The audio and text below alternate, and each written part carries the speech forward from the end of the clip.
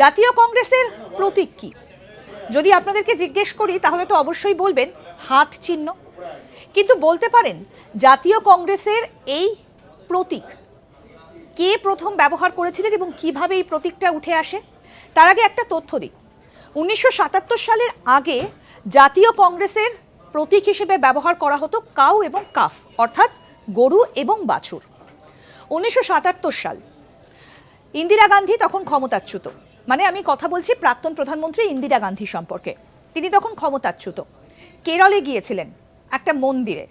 সেখানে তিনি দেখতে পান যে মন্দিরে যে মূর্তি রয়েছে তার হাত ওপরের দিকে তোলা, অর্থাৎ এই যেভাবে মূর্তিটা রয়েছে সেই হাত অভয় দিচ্ছে এবং একই সঙ্গে কোথাও একটা এমন বার্তা রয়েছে যে এগিয়ে যাও।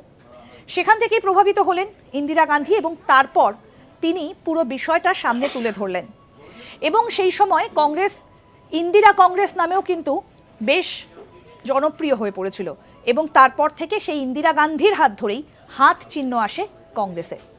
এরকম আরও অনেক অজানা আপডেট পেতে দেখতে থাকুন আজ তাক বাংলার ইউটিউব চ্যানেল।